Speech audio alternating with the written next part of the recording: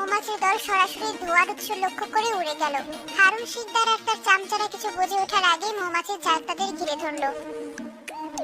বাবারে মারে, কোথা থেকে এলো এত মৌমাছি? ফুল ফুটিয়ে দিল যে। আমার মুখ ফুলে গেল।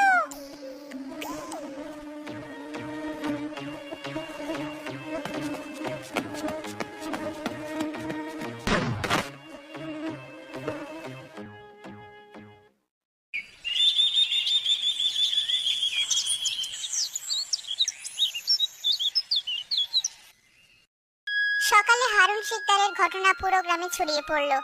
সবাই শুনে খুব হাসাহাসি করলো।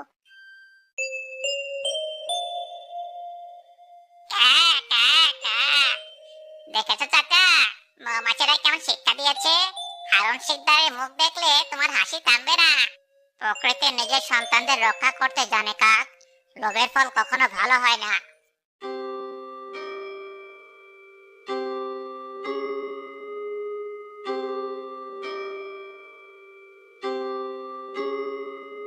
ভাইয়া দেখ কি সুন্দর খাঁচা, যেন কোনো ছোট রাজার বাড়ি। ঋতু খবরদার, ওটার কাছে যাস না। এটা নির্ঘাত হারুন শিকদারের নতুন কোনো ফাঁদ, তার লোভের শেষ নেই। তারা পাখি দুটোকে নিষেধ করলো। রূপা পাখিটা নিচে নামলো না, কিন্তু সোনার পাখিটাকে খাঁচার ভেতরের পাকা পেঁপে আর মিষ্টি জাম খুব আকর্ষণ করছিল। ঋতু আর শুভ হাজারবার বারণ করা সত্ত্বেও সোনার পাখিটা উড়ে গিয়ে খাঁচার ভেতরে ঢুকলো। সাথে সাথে খাঁচার দরজাটা বন্ধ হয়ে গেল।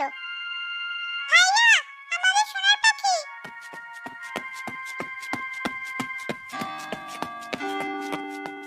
কেমন জব্দ করলাম, বলেছিলাম না এই পাখি আমার হবেই।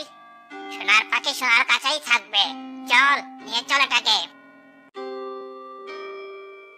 হুজুর, এবার কেউ ঠেকাতে পারবে না। আমার কষ্ট সার্থক হলো। আমাদের সোনার পাখিকে ছেড়ে দিন, ওকে নিয়ে যাবেন না, ওটা আমাদের বন্ধু। হারুন চাচা, দয়া করে ছেড়ে দিন, ওটা আমাদের গ্রামের সৌভাগ্য। এই পাখি এখন আমার। এটা এখন আর তোদের গ্রামের নয়, এটা এখন থেকে আমার সৌভাগ্য হবে। যা, বাড়ি যা।